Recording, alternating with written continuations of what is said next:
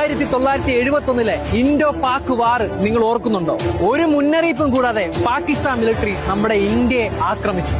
എന്നിട്ട് മടി പതറാതെ ഇന്ത്യ തിരിച്ച് ഫുൾ ഫോഴ്സിലും പാകിസ്ഥാനെ തിരിച്ചാക്രമിച്ചു.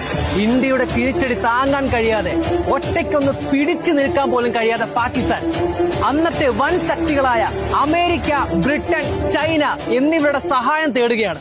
അങ്ങനെ ഈ 4 കൂട്ടരും ഒരുമിച്ച് നമ്മുടെ ഇന്ത്യയെ ആക്രമിക്കാൻ തുടങ്ങി.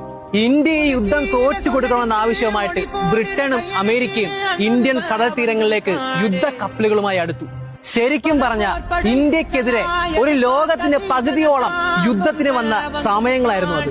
എന്നാൽ നിസ്സഹായരായി ഒറ്റപ്പെട്ട് നിന്ന് നമ്മുടെ ഇന്ത്യയെ സഹായിക്കുവാൻ അന്ന് ഒരേ ഒരാളെ ഉണ്ടായിരുന്നുള്ളൂ, റഷ്യ. നമ്മുടെ സ്വന്തം റഷ്യ.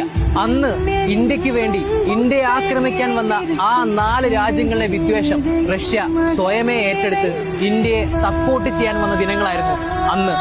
റഷ്യയുടെ യുദ്ധവിമാനങ്ങൾ, പട്ടാളക്കാർ, കപ്പലുകൾ, മുങ്ങിക്കപ്പലുകൾ എന്ന് വേണ്ട റഷ്യയുടെ മിലിറ്ററി ഫോഴ്സിലുള്ള എല്ലാമായിട്ട് റഷ്യ ഇന്ത്യയുടെ തീരപ്രദേശങ്ങളിലും കടലിലും നിരന്നു. എന്നിട്ട് റഷ്യയുടെ ഒരു പ്രഖ്യാപനമുണ്ട്: ഇനി നിങ്ങൾ ഇന്ത്യയെ ആക്രമിച്ചാൽ അത് റഷ്യയെ ആക്രമിക്കുന്നത് പോലെയാണ്. അതുകൊണ്ട് ഈ യുദ്ധം ഇവിടെ വെച്ച് അവസാനിപ്പിക്കുക, അല്ലെങ്കിൽ അത് നിങ്ങളുടെ നല്ലതിനു വേണ്ടിയാകില്ല എന്ന് റഷ്യ പറഞ്ഞതും പാകിസ്ഥാൻ ഇന്ത്യക്ക് മുമ്പിൽ കീഴടങ്ങുകയാണ് ഉണ്ടായത്.